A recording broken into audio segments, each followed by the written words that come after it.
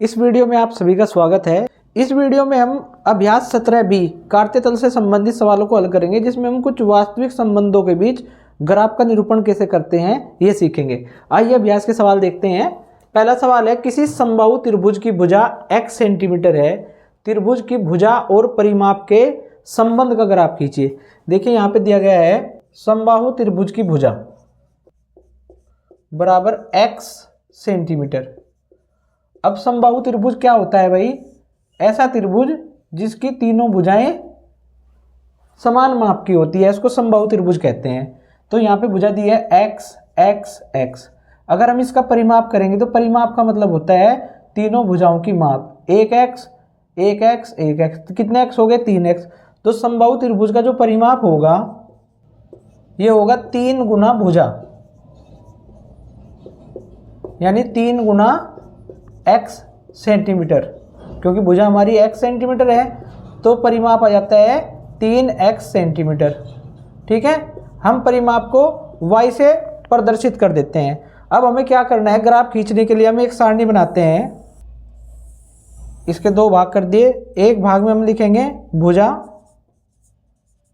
यानी समबाहु त्रिभुज की भुजा x, और यहाँ पे परिमाप y। और y किसके बराबर है? y बराबर है 3x के। जब हम भुजा x का मान 0 लेते हैं तो y का मान कितना होगा? 3 गुना 0, 0 आ जाएगा। अगर हम भुजा यानी x का मान 1 लेते हैं तो 3x बराबर कितना हो जाएगा? यानी परिमाप कितना होगा हमारा? 3 गुना 1 3 हो जाएगा। ऐसे ही अगर भुजा हम 2 सेंटीमीटर लेते हैं तो परिमाप हमारा 3 दूनी 6 सेंटीमीटर होगा। भुजा 3 सेंटीमीटर लेंगे तो परिमाप हमारा इसमें देखिए 3 गुना 3 9 सेंटीमीटर। भुजा 4 लेंगे तो 3 चौके 12 सेंटीमीटर, और भुजा 5 सेंटीमीटर लेंगे तो परिमाप होगा हमारा 15 सेंटीमीटर। आप इससे आगे भी ले सकते हैं, नहीं तो 5 तक कर दीजिए, इतना काफ़ी होता है। अब देखिए यहाँ पे हम ग्राफ लेते हैं। ग्राफ खींचते हैं। यहाँ पे इस ग्राफ में हम x अक्ष, ये x डैश x, इसको कहते हैं x अक्ष, और ये हमारा y अक्ष हो गया y डैश। तो यहाँ पे हम क्या करेंगे, पैमाना लिखेंगे। सबसे पहले तो पैमाना क्या हो गया भाई? x अक्ष पर देखिए ये हमारा x अक्ष है, इस पर हम क्या लेंगे? इस पर हम ले लेंगे भुजा, यानी भुजा के लिए 1 सेंटीमीटर बराबर 1 सेंटीमीटर। ये जो ग्राफ पर एक खाना बना होता है, यहाँ से यहाँ तक की दूरी होती है, वो 1 सेंटीमीटर होती है। और y अक्ष पर 1 सेंटीमीटर बराबर हम ले लेंगे कितना? 3 सेंटीमीटर के बराबर ले लेते हैं। तो यहाँ पे चिन्ह लगा देंगे। देखिए ये 1 हो गया, ये 2, ये 3, ये 4, ये 5। ठीक है, ऐसे यहाँ y अक्ष पर ले लेते हैं परिमाप। ये हमारी भुजा हो गई। आप लिख भी सकते हैं ऐसे, यहाँ पे भुजा और ऐसे तीर का निशान लगा देंगे। इधर हम ले लेंगे परिमाप। अब यहाँ पे चिन्ह शुरू करते हैं। देखिए हमारा मूल बिंदु है 0। यहाँ पे x भी 0 होता है और y भी 0 होता है, यानी इसके निर्देशांक 0 0 होते हैं, हमने पहले बताया था।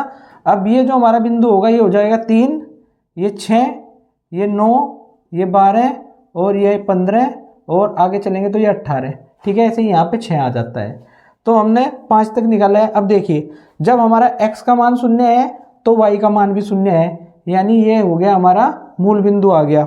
ये जो सबसे पहला पॉइंट लिया था हमने, इससे अगला पॉइंट है हमारा x का मान 1 है और y का मान 3। हम x के मान के लिए यहाँ पे चलते हैं, ये 1 हो गया। अब इस x के मान 1 के लिए y का मान कितना है? y का मान 3 है, तो ये बिंदु हो जाएगा। आप इसका नाम लिख सकते हैं, ये बिंदु हो गया 1 3।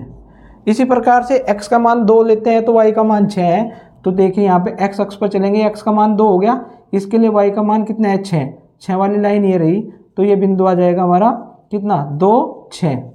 ऐसे ही x का मान 3 लेते हैं तो y का मान कितना है? यानी परिमाप कितना है हमारा? 9। परिमाप को हमने y माना है ना, तो यहाँ पे x का मान 3 लेते हैं। यहाँ पे 3 पे आ गए हम x पे, और y के मान के लिए यहाँ पहुँच गए हम। ये हो गया बिंदु 3 9।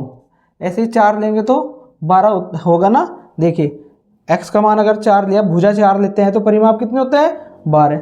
तो यहाँ पे x पर चल गए हम, ये 4 आ गया, और इसके ऊपर चलेंगे, ये रहा 12 y 12। यहाँ पे ये बिंदु हो जाएगा हमारा 4 12। x का मान 5 लेंगे, फिर ये 5 हो गया, और y का मान उसके लिए 15 है, तो ये बिंदु हमारा 5, 15। आप इससे आगे भी ले सकते हैं, x का मान 6 लेंगे तो y का मान 18 हो जाएगा। ठीक है, अब क्या करेंगे, इसको यहाँ से मिलाना शुरू करेंगे, एक सीधी रेखा आएगी ये, इसको ऐसे मिला देंगे हम।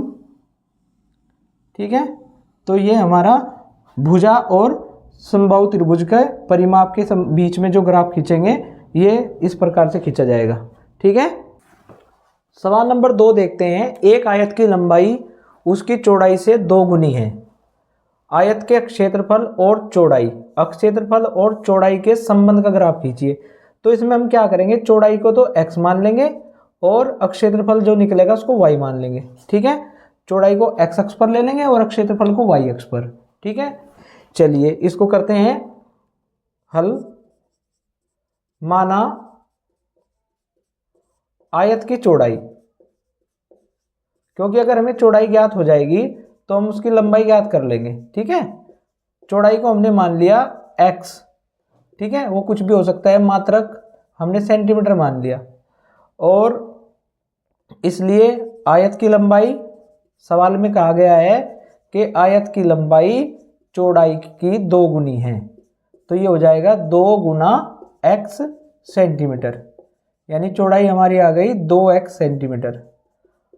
अब आयत का क्षेत्रफल क्या होगा, आयत के क्षेत्रफल का सूत्र क्या होता है, आयत के क्षेत्रफल का सूत्र होता है लंबाई गुना चौड़ाई। तो यहाँ पे लिख देंगे हम लंबाई गुना चौड़ाई। अब लंबाई है हमारी भाई आयत की 2x और चौड़ाई कितनी है x, तो ये कितना आ गया, ये आ गया 2x और x की गुना x की घात 2, यानी 2x स्क्वायर सेंटीमीटर स्क्वायर। अब हम एक सारणी बना लेते हैं इसके लिए। इसमें यहाँ पे ले लेंगे हम, क्योंकि चौड़ाई और क्षेत्रफल के बीच खींचना है, तो यहाँ पे हम चौड़ाई ले लेते हैं। चौड़ाई बराबर x और ये यहाँ पे आयत का क्षेत्रफल, क्षेत्रफल को मानते हैं y, और y का मान कितना है 2x स्क्वायर। ठीक है, अब देखिए अगर हम x का मान 0 लेंगे तो यहाँ पे y का मान कितना होगा, 2 गुना 0 का स्क्वायर, 0 का स्क्वायर 0 होगा, तो y का मान भी 0 हो जाएगा। अगर हम x का मान 1 लेंगे तो 2 गुना 1 का स्क्वायर, यानी 1 का स्क्वायर 1 होता है, तो 2 गुना 1 2 आ गया। अगर हम x का मान 2 लेंगे तो देखिए यहाँ पे x स्क्वायर कितना होगा, x स्क्वायर हो जाएगा 4, यानी 2 का वर्ग, 4 गुना 2, तो ये आ जाएगा 8। अब अगर हम लेते हैं x का मान 3, तो y का मान हो जाएगा 3 का वर्ग 9 गुना 2, यानी 18। x का मान 4 लेंगे तो y का मान हो जाएगा 4 का वर्ग गुना 2, यानी 16 गुना 2, ये हो गया हमारा 32। और अगर हम x का मान 5 लेते हैं तो y का मान कितना आ जाएगा, ये आ जाएगा 5 का वर्ग 25 गुना 2, 50। ठीक है, तो हम चौड़ाई और क्षेत्रफल के बीच, यानी ये जो आयत दिया गया है, आयत की चौड़ाई और क्षेत्रफल के बीच ग्राफ खींचेंगे। चौड़ाई को ले लेंगे x अक्ष पर और क्षेत्रफल को ले लेंगे हम y अक्ष पर, इधर होगा हमारा क्षेत्रफल। अब देखिए पैमाना क्या लेंगे, यहाँ पर पैमाना x अक्ष पर जो हमारा पैमाना होगा, पैमाना लिख लेंगे x अक्ष पर 1 सेंटीमीटर बराबर 1 सेंटीमीटर। ठीक है, यहाँ पर 1 सेंटीमीटर जो ये खाना होता है ना, यहाँ से यहाँ तक ये 1 सेंटीमीटर की माप होती है, तो उसको 1 सेंटीमीटर रखेंगे। और y अक्ष पर, ये जो y अक्ष है हमारा, इस पर 1 सेंटीमीटर बराबर ले लेंगे हम 4 सेंटीमीटर, या 4 सेंटीमीटर स्क्वायर, क्योंकि इधर क्षेत्रफल है। ठीक है, चलिए इसको करते हैं। यहाँ पे लिख दिया हमने, ये 0 हो गया मूल बिंदु, यहाँ पे x भी 0 होता है और y भी। अब ये हो गया 4, 8, 12, 16, 20, 24, 28 और 32। आप चाहें तो ग्राफ पेपर पर इससे भी आगे आप खींच सकते हैं। ठीक है, हम केवल 4 तक दिखा देंगे, ये 32 आ गया यहाँ पे।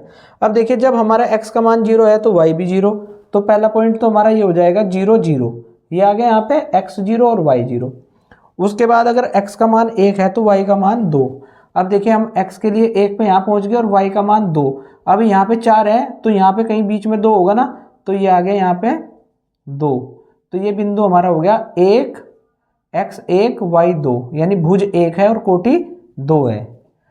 x अक्ष पर जो दूरी चलते हैं उसको भुज कहते हैं और y अक्ष पर जो दूरी चलते हैं उसको कोटि। तो ये बिंदु यहाँ पे बीच में आ जाएगा, क्योंकि ये 4 यहाँ है, ये 0 ये 4, 0 और 4 के बीच में 2 यहाँ पे होगा ना, ठीक है।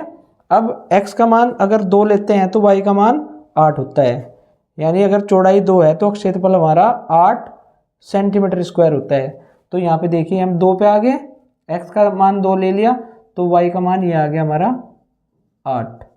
तो ये बिंदु हमारा हो गया 2 8। इसी प्रकार से x का मान 3 लेते हैं तो y का मान 18 होगा। तो ये आ गया x का मान 3। अब ऊपर चलिए यहाँ पे, अब देखिए यहाँ पे 16 है और ये 20 है। 16 के बाद 20 आता है, यानी 16 और 4 20, तो बीच में यहाँ पे 18 होगा ना। तो इस बिंदु को हम यहाँ लेंगे 3 पे, यहाँ ये हो जाएगा यहाँ 18। तो ये बिंदु हो गया हमारा 3 18, ठीक है। अब उसके बाद 4, x का मान 4 तो y का मान 32। अब देखिए रहा 4, ये 4 हो गया। अब ऊपर चलिए, y का मान ये रहा हमारा यहाँ पे, ये 32 है। तो ये इस प्रकार से हम ग्राफ खींच देंगे। ग्राफ खींचेगा हमारा ऐसे, यहाँ से लाइन खींचेंगे,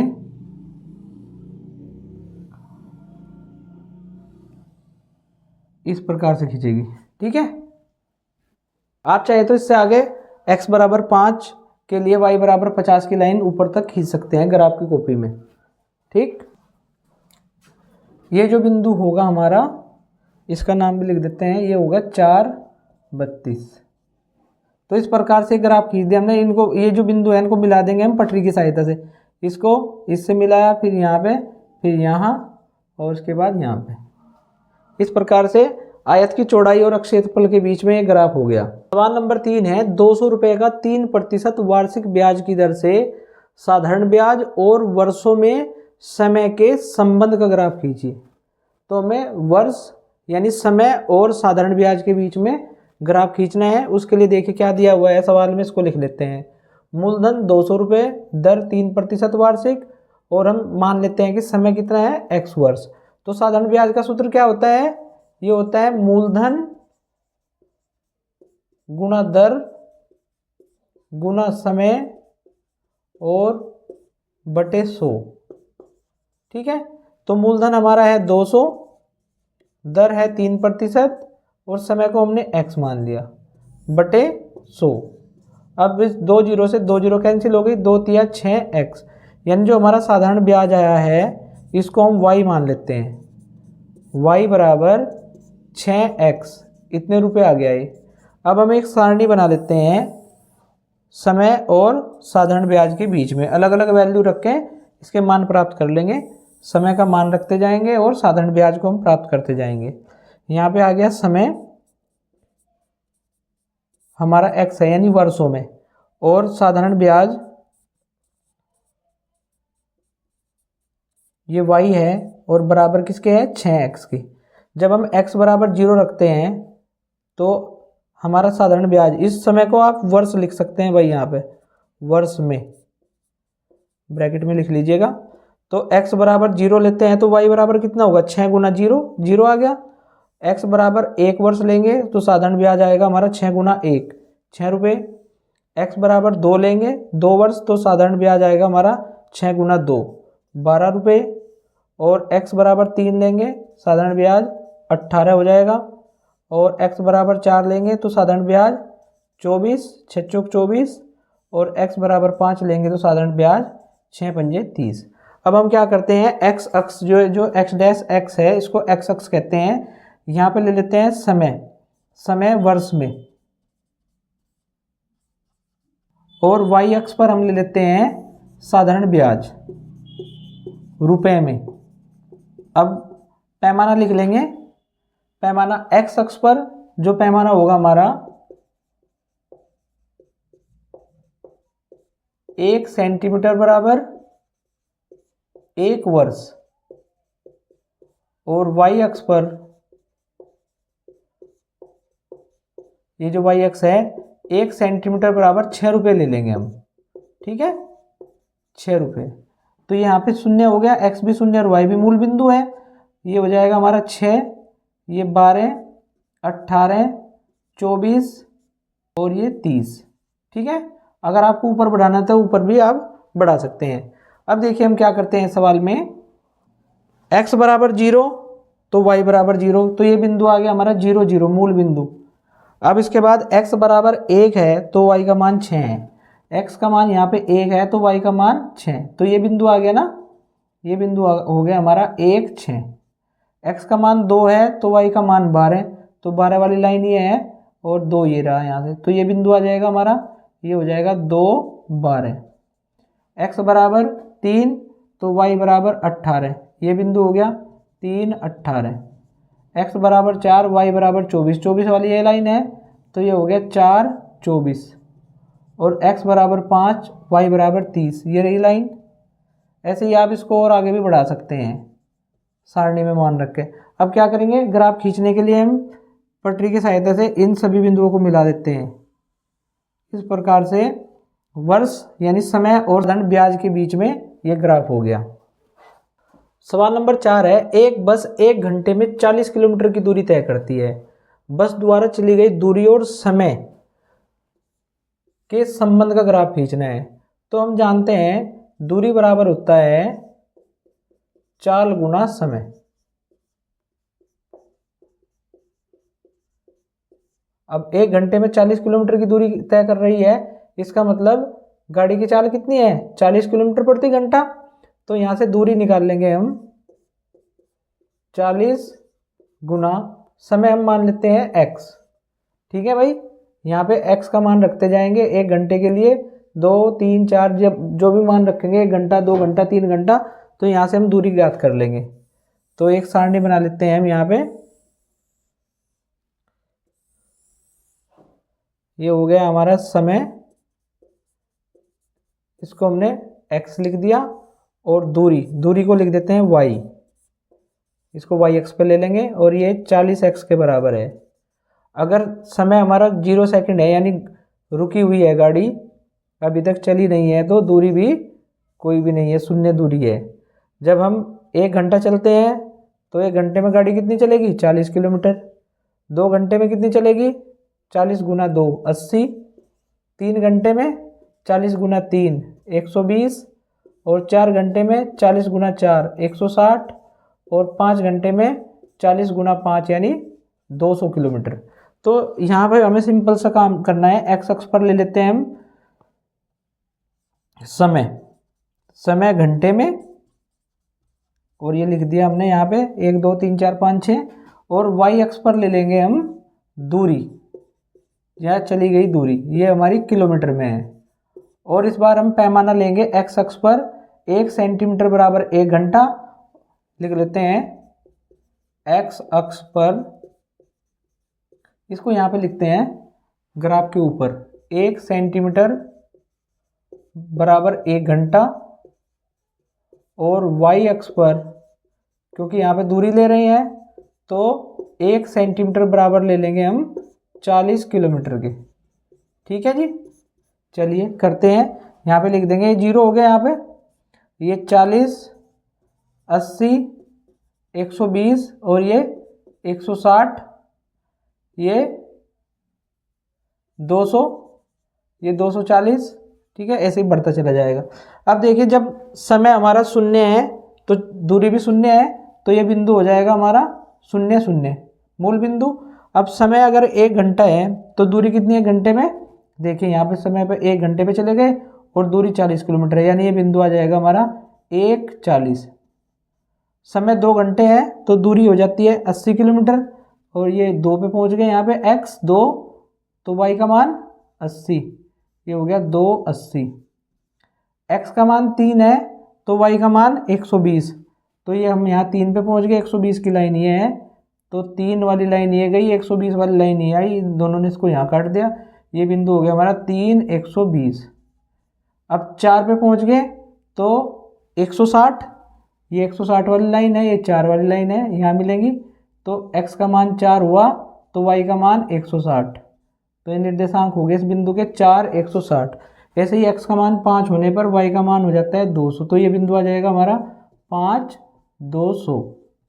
अब हम ग्राफ खींचने के लिए इन सभी बिंदुओं को पटरी की सहायता से मिला देंगे। तो इस प्रकार से ग्राफ हमारा समय और दूरी के बीच में ग्राफ हो गया। सवाल नंबर 5 दिया गया है, एक साइकिल सवार द्वारा नियत समय अंतराल में तय की गई दूरी का निम्नवत दूरी समय ग्राफ देखकर निम्नांकित प्रश्नों के उत्तर दीजिए। इसमें पहला सवाल है, यात्रा की प्रारंभिक स्थिति से दूरी। तो ये ग्राफ दिया गया है भाई, इधर हमारा समय दिया गया है, घड़ी में समय 1 बजे, 2 बजे, 3 बजे, 4 बजे, 5 बजे, 6 बजे, और इधर हमारी दूरी दी गई है किलोमीटर में, 1 किलोमीटर, 2 किलोमीटर, 3, 4, 5, 6 किलोमीटर। ठीक है, तो हमें इन सवालों के उत्तर देने हैं ग्राफ को देखकर। ए में सबसे पहले दिया गया है कि 2 बजे यात्री प्रारंभिक स्थिति से कितनी दूरी पर है। अब देखिए प्रारंभिक स्थिति यहाँ है, अब 2 बजे देखते हैं। 2 बजे ये रहा यहाँ पे समय, और ये यहाँ पे है 2 बजे, यानी 2 किलोमीटर पे। तो हम यहाँ पे लिख देंगे प्रारंभिक स्थिति से कितनी दूर है, 2 किलोमीटर। अब 3 बजे कितनी दूर है प्रारंभिक स्थिति से, देखिए यहाँ 3 बजे। अब यहाँ चलिए, ये रहा यहाँ पे 3 बजे भी 2 किलोमीटर ही है। उसके बाद 4 बजे देखते हैं दूरी, ये हम यहाँ पे पहुँच गए 4 बजे, और ऊपर चलिए दूरी देखिए कितनी है, 3 वाली लाइन है, यानी 3 किलोमीटर। 4 बजे वो प्रारंभिक स्थिति से 3 किलोमीटर दूर है। 5 बजे देखते हैं, ये रहा 5 बजे। अब यहाँ चलिए, ये रहा यहाँ पे 5 बजे, वह 4 किलोमीटर की दूरी पर है, 4 किलोमीटर। समझ में आ गया आपकी। अब देखिए, साइकिल सवार द्वारा यात्रा के दौरान आराम करने का समय अंतराल बताना है। आराम कब किया, अब इस ग्राफ को देखते हैं, जहाँ पे ग्राफ सीधा हो जाता है, ये लाइन, ये देखिए यहाँ पे सीधी हुई है ना, सीधी कहाँ हुई है, 2 से 3, यानी 2 से 3 बजे के अंतराल में उसने आराम किया है, 2 से 3 बजे। ये हमारा आंसर हो गया। इस प्रकार से अभ्यास समाप्त। वीडियो देखने के लिए आप सभी का धन्यवाद।